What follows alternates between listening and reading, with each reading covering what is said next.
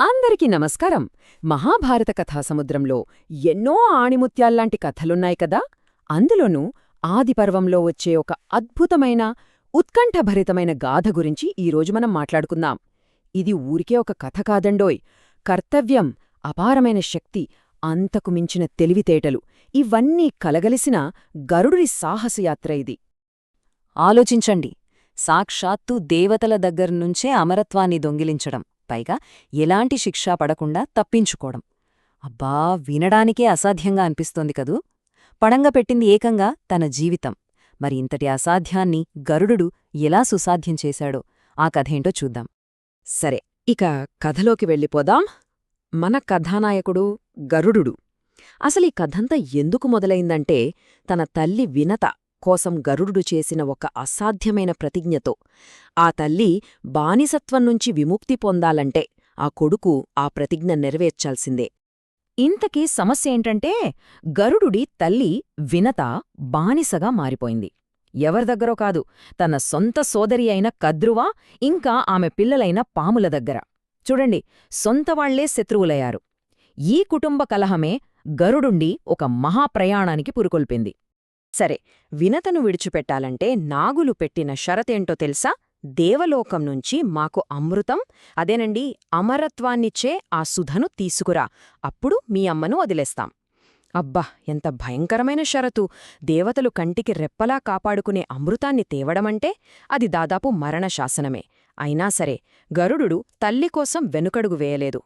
అలా తల్లిని విడిపించడానికి బయలుదేరిన గరుడుడి ప్రయాణంలో అనుకోనిది జరిగింది. అతని శక్తి, అతని సంకల్పం సాక్షాత్తు ఒక దైవంతోనే సమావేశమయ్యేలా చేశాయి. ఆ దైవం ఎవరో కాదు, శ్రీ మహావిష్ణువు. అవును, గరుడుడికి సాక్షాత్తు విష్ణుమూర్తే ఎదురయ్యాడు. అయితే ఇక్కడ గొడవ, యుద్ధమో జరగలేదు. అదొక అద్భుతమైన సమావేశం. ఇద్దరూ మహాశక్తిమంతులు ఒకరినొకరు గౌరవించుకున్నారు. ముఖ్యంగా తల్లి కోసం గరుడు పడుతున్న తపన, అతని నిస్వార్థమైన ప్రేమ చూసి విష్ణువు ఎంతగానో ముచ్చటపడ్డాడు. ఆ సమావేశం ఒక దైవిక ఒప్పందానికి దారితీసింది. ఆ ఒప్పందమేంటంటే, గరుడు విష్ణువుకు శాశ్వత వాహనంగా ఉంటాడు. అందుకు ప్రతిఫలంగా విష్ణు గరుడుకి ఒక అద్భుతమైన వరమిచ్చాడు. అదే అమృతం తాగకుండానే అమరత్వం పొందడం. ఇది మామూలు వరం కాదు. గరుడుడి లక్ష్య సాధనలో ఇది ఒక బ్రహ్మాస్త్రంలా పనిచేసింది. ఇక విష్ణు వరం కూడా దొరికింది కదా. గరుడు నేరుగా స్వర్గానికి దూసుకెళ్లాడు. ఇక్కడి నుంచే అసలు సిసలు ఉత్కంఠ మొదలవుతుంది. ఎందుకంటే ఇప్పుడు గరుడుకి ఎదురుపడబోయేది సామాన్యులు కాదు, సాక్షాత్తు దేవతల రాజైన ఇంద్రుడు. అమృతాన్ని కాపలా కాస్తున్నది ఆయనే. స్వర్గలోకంలోకి ప్రవేశించగానే భీకరమైన యుద్ధమే జరిగింది. దేవతలు అడ్డుకున్నారు, కాని గరుడుడి పరాక్రమం ముందు ఎవరూ నిలవలేకపోయారు. వాళ్లందరినీ ఓడించి చివరకు ఇంద్రుడి ముందు నిలబడ్డాడు. ఇక అక్కడ మొదలైంది ఆయుధాలతో యుద్ధం కాదు, మాటలతో, వాదనలతో జరిగే యుద్ధం. ఇంద్రుడు సూటిగా అడిగాడు, ఓ పక్షిరాజా, ఇది దేవతల సొత్తు, దీన్ని దొంగిలించటానికి ఎందుకింత సాహసం చేస్తున్నావు అని. ఒక రకంగా చూస్తే ఇంద్రుడి వాదనలో న్యాయం ఉంది కదా. ఆయన దేవతల రాజు, పవిత్రమైన అమృతాన్ని కాపాడటం ఆయన బాధ్యత. ఆయన తన ధర్మాన్ని నిర్వర్తిస్తున్నాడు. దానికి గరుడు చాలా ధైర్యంగా, వినయంగా సమాధానం చెప్పాడు. దేవేంద్రా, నాది దొంగతనం కాదు, ఇది నా ధర్మం. బానిసత్వంలో మగ్గిపోతున్న నా తల్లిని విడిపించుకోవడమే నా ఏకైక లక్ష్యం. చూశారా, ఈ ఒక్క సమాధానం చాలు గరుడుడికున్న శక్తితో పాటు ఎంత మంచి శీలముందో చెప్పడానికి. గరుడుడి నిజాయితీ, తల్లిమీద అతనికున్న అచంచలమైన భక్తి, ఆ ధర్మ నిరతి, ఇవన్నీ చూసి ఇంద్రుడు కరిగిపోయాడు. ఇక ఈ సమస్యకు బలంతో కాదు, తెలివితో ఒక పరిష్కారం కనుక్కోవాలి అనుకున్నాడు. అందుకే ఒక తెలివైన బేరానికి ఒప్పుకున్నాడు. అప్పుడు గరుడు ఒక అద్భుతమైన ప్రతిపాదన చేశాడు. దేవేంద్ర, నా తల్లిని విడిపించడం కోసం నన్ను ఈ అమృతాన్ని తీసుకెళ్లనివ్వు. నా తల్లికి విముక్తి లభించిన వెంటనే నువ్వు వచ్చి దాన్ని తిరిగి తీసుకెళ్లొచ్చు. దీనికి బదులుగా ఆ సర్పాల్ నాకు శాశ్వతంగా ఆహారంగా మారతాయి. వావ్, ఎంత తెలివైన ఒప్పందం కదా ఇది! ఒకే దెబ్బకు రెండు పిట్టలు.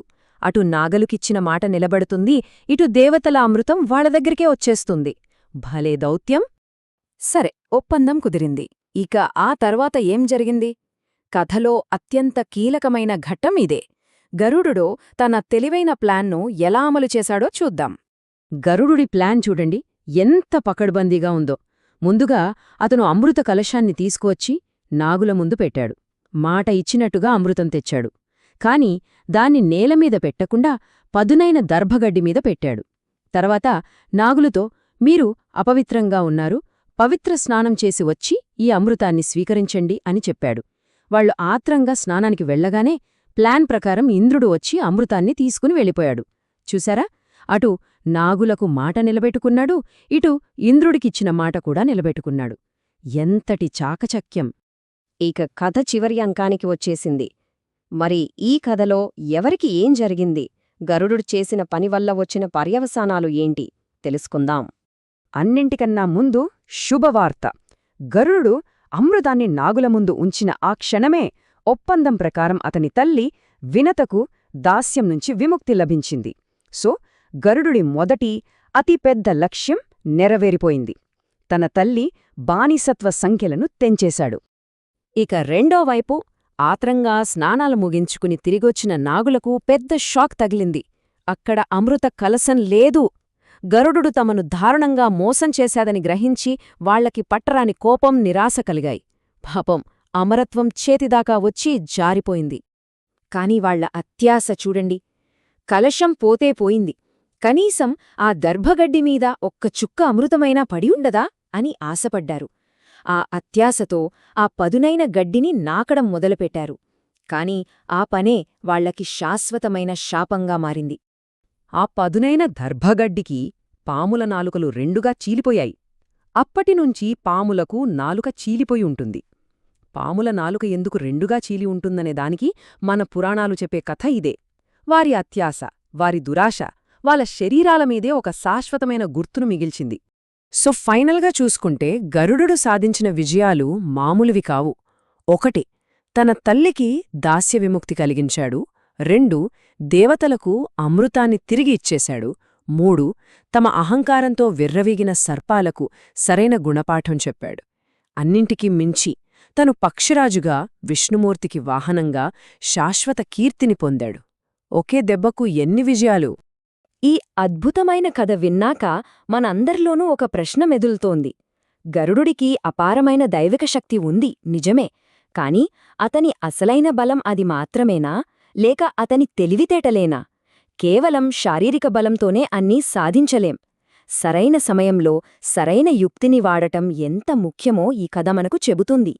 మరి గరుడుడి విజయం వెనుక ఉన్న అసలు రహస్యం అతని అపారమైన బలమా, లేక అతని అద్భుతమైన బుద్ధికుశలతా?